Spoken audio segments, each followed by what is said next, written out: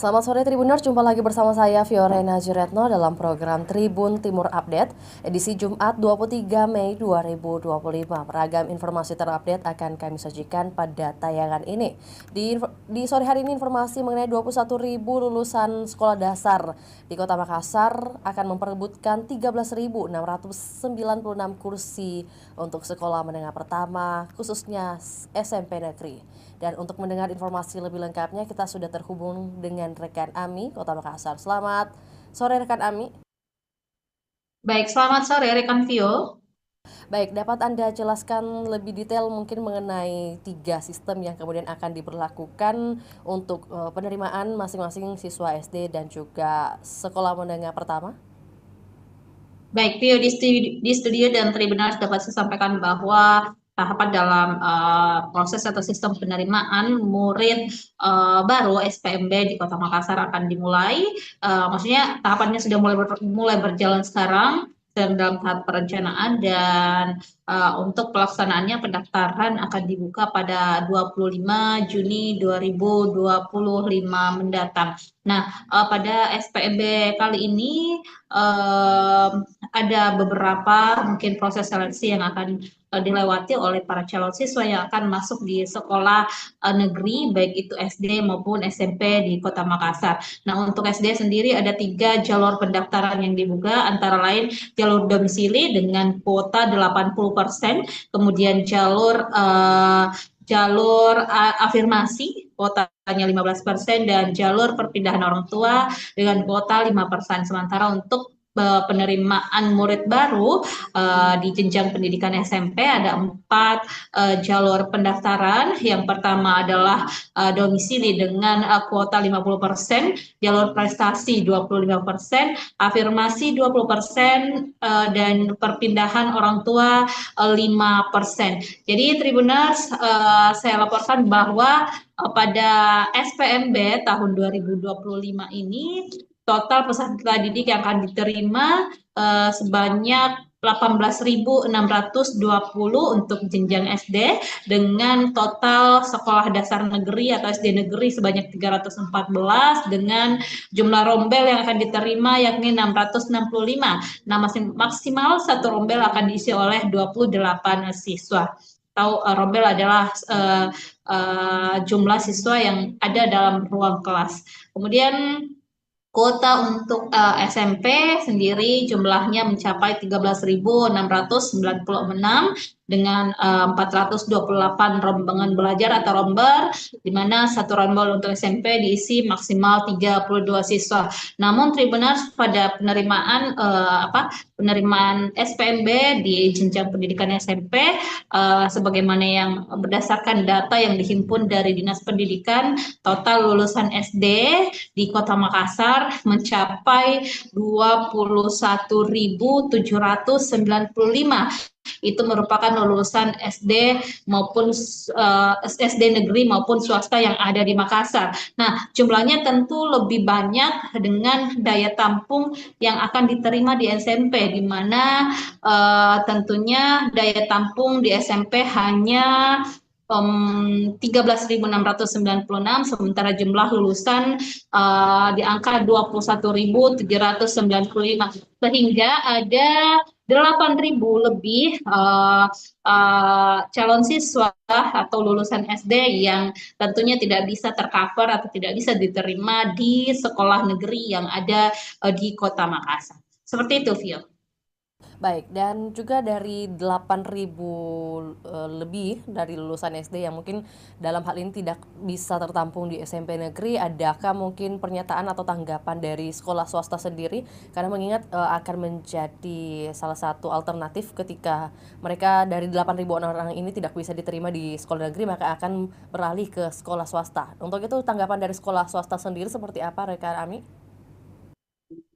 Baik, Vio di studio saya sampaikan bahwa memang ada 8.000 lulusan SD di Kota Makassar yang tidak bisa tertampung di sekolah negeri, maka dengan itu solusinya ialah masuk di sekolah swasta. Sekolah swasta menjadi pilihan bagi anak-anak lulusan SD di Kota Makassar yang ingin tetap melanjutkan pendidikannya. Sejauh ini kami memang belum melakukan konfirmasi kepada pihak swasta. Kami baru saja beberapa hari yang lalu melakukan wawancara dengan Dinas Pendidikan Kota Makassar, Ketua Panitia SPMB itu sendiri, dan tentunya nasib 8.000 calon siswa SMP di Kota Makassar ini tetap menjadi perhatian pemerintah Kota Makassar.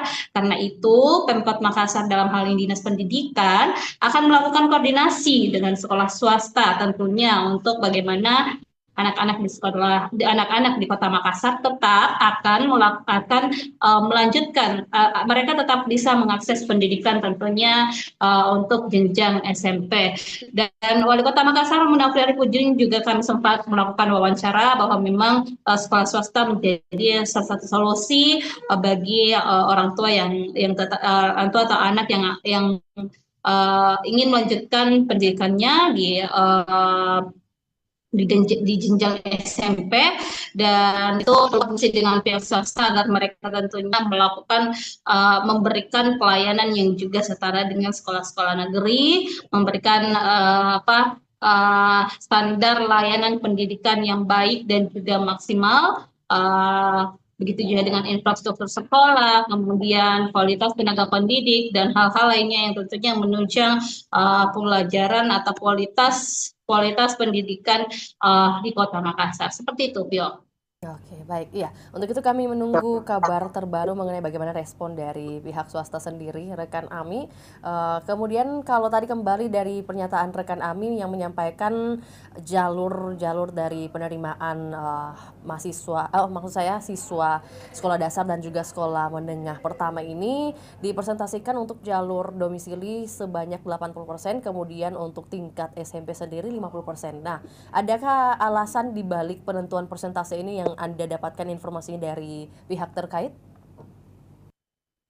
Baik, untuk penentuan kuota jalur masuk pada STMP baik SD maupun negeri, tentunya ada petunjuk teknis atau juknis yang menjadi acuan atau dasar bagi pemerintah setempat Dinas Pendidikan untuk menetapkan kuota-kuota jalur masuk pada penerimaan murid baru ini. Jadi mereka mengacu pada peraturan yang ada, juknis yang turun dari pemerintah pusat, dalam hal ini Kementerian Pendidikan Dasar dan Menengah. Selanjutnya pemerintah daerah menindaklanjuti juknis tersebut dengan mengatur kuota-kuota atau jalur masuk para calon siswa yang ada di Kota Makassar. Dan untuk SD sendiri ada 3 jalur tadi seperti yang saya sampaikan, mulai dari jalur domisili 80%, jalur afirmasi adalah bagi siswa yang tidak mampu atau kurang mampu maupun disabilitas 20%, 15%, dan 5% itu untuk perpindahan sekolah. Jadi memang ada batas-batas minimalnya dari pemerintah pusat, kemudian Pemkot Makassar atau Dinas Pendidikan melakukan rapat dengan semua instansi terkait baik sekolah untuk menentukan kuota-kuota tersebut. Kenapa tidak ada jalur prestasi? Karena memang untuk jenjang SD itu kan dari TK ke SD belum ada prestasi-prestasi yang seperti apa yang kemudian bisa membantu anak atau peserta didik untuk bisa menunjang mereka untuk masuk ke sekolah-sekolah yang ada. Sementara kalau SD kita tahu anak sudah memiliki penguatan-penguatan di sekolah dasar, mereka sudah punya penguatan kapasitas masing-masing, ikut dalam berbagai lomba dan lain-lain. Jadi itu prestasi-prestasi mereka bisa diperhitungkan untuk bisa masuk dalam proses penerimaan murid baru di jenjang SMP.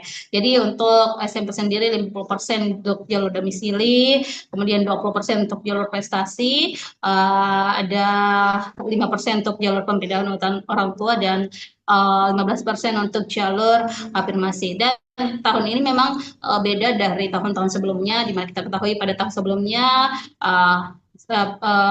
sistem pendidikan atau penerimaan siswa baru itu menerapkan sistem zonasi. Nah, kalau tahun ini sudah tidak lagi menggunakan sistem donasi, melainkan diganti menjadi domisili. Jadi memang beda antara zonasi dan domisili. Kalau zonasi dibagi per wilayah, jadi ada masing-masing misalkan beberapa kecamatan di Kota Makassar masuk di wilayah atau zona A, zona B, zona C. Jadi sudah ada pembagiannya. Sementara sekarang sudah tidak menggunakan skema itu lagi, hanya menggunakan menggunakan jarak dari sekolah ke rumah masing-masing siswa. Jadi tidak berlaku lagi sistem zonasi pada penerimaan murid baru tahun ini. Baik, Phil. Baik, iya. Menyambung dengan yang disampaikan rekan Ami tadi bahwa salah satu rencana atau solusi yang akan dilakukan oleh pemerintah Kota Makassar sendiri adalah koordinasi dengan sekolah-sekolah swasta. Nah, kemudian menjadi pertanyaan apakah ada wacana juga bahwa akan ada pembangunan sekolah negeri baru untuk mengatasi adanya selisih yang cukup banyak ini?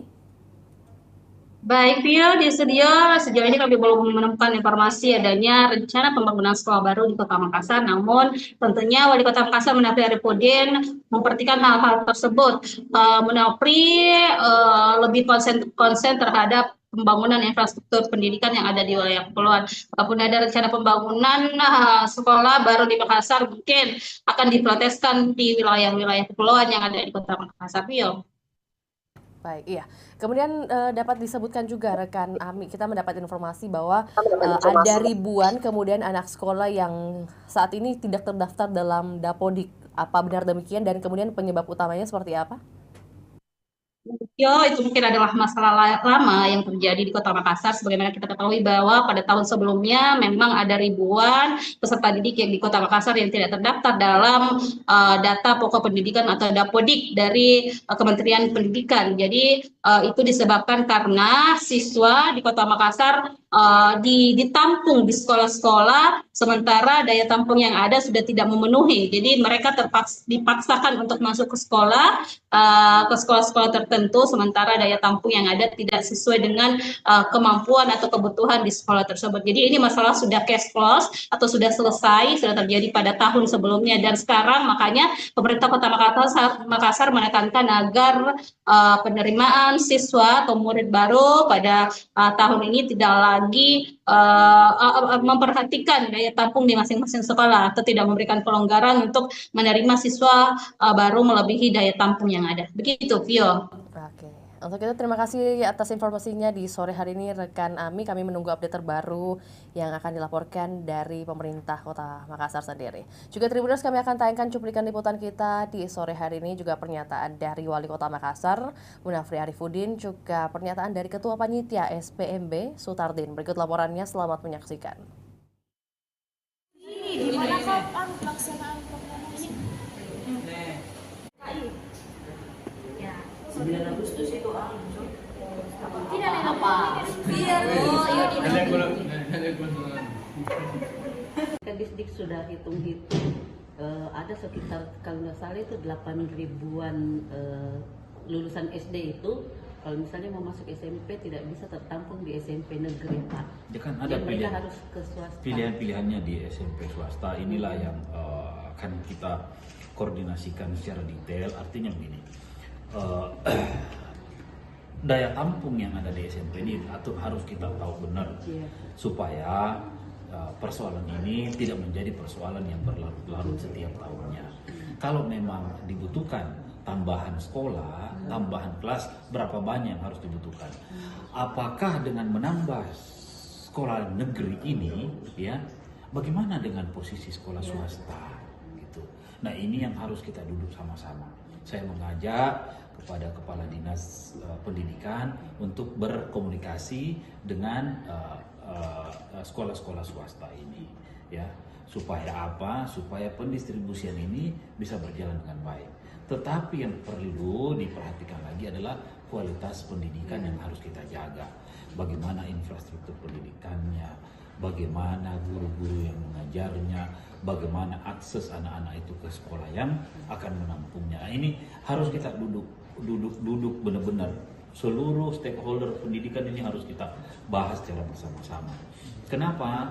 Karena ini bukan menyangkut hari ini. Kalau kita bicara pendidikan, ini seperti kita berinvestasi. Hari ini hasilnya akan kita dapatkan ke depan, kayak begitu. Nah, sehingga anak-anak ini memang dalam proses pendidikan ini harus diberikan ke segala macam kemudahan untuk bisa mendapatkan akses pendidikan yang layak dan baik. Gitu. Pak Wali, ada pertimbangan dari Dia mau buang ini buangnya. Oman Sofi. Oh ini gimana kau pelaksanaan program ini? Ini. Jangan Sabar. Ini pertikaian. Oke, that's it. Sampai sini Ji. Paham? Oke, sekarang kita ke faktornya. Kira-kira apa yang mempengaruhi konflik? Oh, yang very good. Perbedaan pendapat sama. Ya. 9 Agustus itu tidak ada apa? biar Kedisdik sudah hitung-hitung, ada sekitar kalau nggak salah itu 8 ribuan lulusan SD itu kalau misalnya mau masuk SMP tidak bisa tertampung di SMP negeri, Pak. Ya kan ada Jadi mereka harus ke swasta. pilihan-pilihannya di SMP swasta. Inilah yang akan kita koordinasikan secara detail. Artinya begini, daya tampung yang ada di SMP ini harus kita tahu benar, Iya. supaya persoalan ini tidak menjadi persoalan yang berlarut-larut setiap tahunnya. Kalau memang dibutuhkan tambahan sekolah, tambahan kelas, berapa banyak yang harus dibutuhkan? Apakah dengan menambah sekolah negeri ini, ya, bagaimana dengan posisi sekolah swasta? Gitu. Nah, ini yang harus kita duduk sama-sama. Saya mengajak kepada kepala dinas pendidikan untuk berkomunikasi dengan sekolah-sekolah swasta ini, ya, supaya apa? Supaya pendistribusian ini bisa berjalan dengan baik. Tetapi yang perlu diperhatikan lagi adalah kualitas pendidikan yang harus kita jaga. Bagaimana infrastruktur pendidikannya, bagaimana guru-guru yang mengajarnya, bagaimana akses anak-anak itu ke sekolah yang akan menampungnya. Nah, ini harus kita duduk benar-benar. Seluruh stakeholder pendidikan ini harus kita bahas secara bersama-sama. Kenapa? Karena ini bukan menyangkut hari ini. Kalau kita bicara pendidikan, ini seperti kita berinvestasi. Hari ini hasilnya akan kita dapatkan ke depan, kayak begitu. Nah, sehingga anak-anak ini memang dalam proses pendidikan ini harus diberikan ke segala macam kemudahan untuk bisa mendapatkan akses pendidikan yang layak dan baik. Gitu. Pak Wali, ada pertimbangan dari Dia mau buang ini buangnya. Oman Sofi. Oh ini gimana kau pelaksanaan program ini? Ini. Jangan Sabar. Ini pertikaian. Oke, that's it. Sampai sini Ji. Paham? Oke, sekarang kita ke faktornya. Kira-kira apa yang mempengaruhi konflik? Oh, yang very good. Perbedaan pendapat sama. Ya. 9 Agustus itu tidak ada apa? biar Kedisdik sudah hitung-hitung, ada sekitar kalau nggak salah itu 8 ribuan lulusan SD itu kalau misalnya mau masuk SMP tidak bisa tertampung di SMP negeri, Pak. Ya kan ada Jadi mereka harus ke swasta. pilihan-pilihannya di SMP swasta. Inilah yang akan kita koordinasikan secara detail. Artinya begini,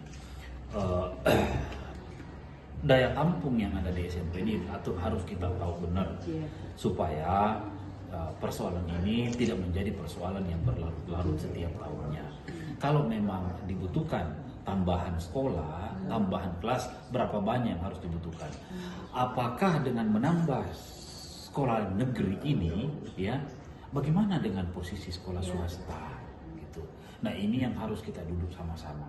Saya mengajak kepada kepala dinas pendidikan untuk berkomunikasi dengan sekolah-sekolah swasta ini, ya, supaya apa? Supaya pendistribusian ini bisa berjalan dengan baik. Tetapi yang perlu diperhatikan lagi adalah kualitas pendidikan yang harus kita jaga.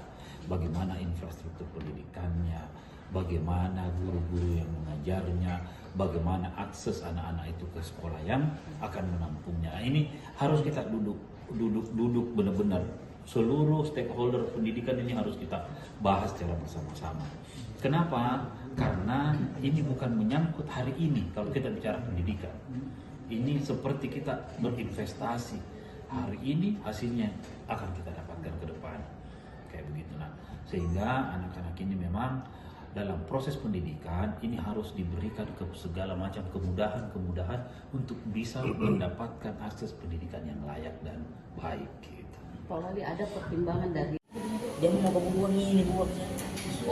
Iya, jadi terima kasih. Terkait SPMB ini prosesnya kan sudah berjalan sejak Maret kemarin setelah terbit Permendikdasmen nomor 3 tahun 2025 tentang sistem penerimaan murid baru. Jadi bukan lagi PPDB, SPMB namanya. Kemudian di situ juga mengatur, mengamanahkan kepada pemerintah daerah sesuai kewenangannya. Kalau Kota Makassar SD SMP ya, di situ mengatur bahwa pemerintah daerah menetapkan analisis daya tampung, dan telah ditetapkan berdasarkan keputusan Kepala Dinas Pendidikan Kota Makassar pada tanggal 14 April. Di situ mengatur tentang kuota setiap sekolah atau satuan pendidikan baik SD SMP. Daya tampung inilah menjadi dasar sekolah dan pemerintah pusat melalui Kementerian Pendidikan Dasar dan Menengah menentukan alokasi bahwa sekolah A misalnya kuotanya tahun ini sekian. Ya, berdasarkan ketersediaan rombel atau kelas ya, bahasa sederhananya di satuan pendidikan masing-masing. Jadi sudah ditetapkan. Dari situ setelah ditetapkan, kita melangkah ke step berikutnya, tetapan berikutnya melalui penetapan Juknis. Juknis di situ sudah mengatur sedemikian rupa tentang alokasi